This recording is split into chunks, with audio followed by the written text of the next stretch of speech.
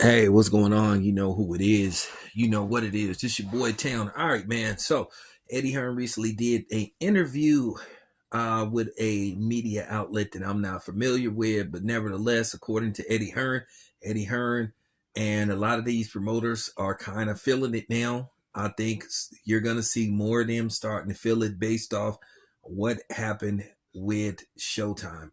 I think they're nervous now.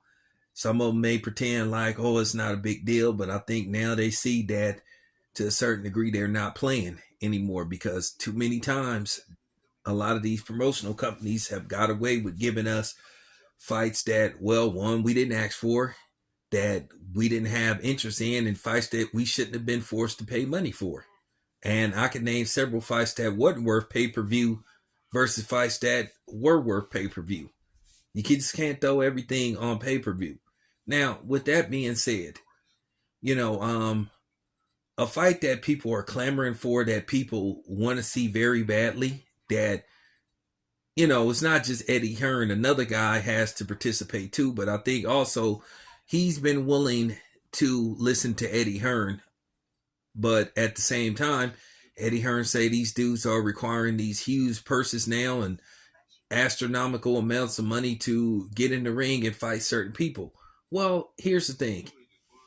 If you don't want to fight certain guys, if you're not about securing your legacy, then at the end of the day, if you are preventing big fights from happening, big championship fights from happening, then just relinquish your belts. So, at the same time, many people believe that Canelo ducked the rematch with Bivol, which I think was smart.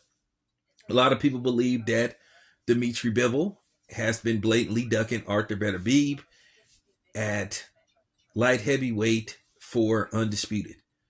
When you ask Eddie Hearn what is the status of that fight coming to fruition, he's talking about Arthur Beterbiev and Dimitri Bivol may be a difficult fight to make because Dimitri Bivol may require big time money for that fight, and the money that he got to fight Canelo may not be out there versus fighting Arthur Beterbiev. For a fight like that for undisputed, um, you might would be willing or could be willing to look into doing a what you would call a reasonable pay per view, where basically you can put it on pay per view, but at the same time you can't charge $89 or $90 what you may charge for Canelo basically versus anybody.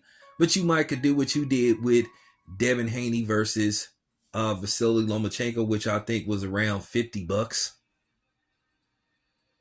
Or, you could possibly find a network to pick up that fight. You know, it's a fight that everybody wants to see. And Eddie Hearn keeps saying that big fights need to be made. Well, this is one of the biggest fights that can be made. Arthur Beterbiev will be fighting Smith in January. Um, I don't know when Dimitri Bivol is going to be back in the ring, but should Arthur Beterbiev be successful in January, that should be the very next fight.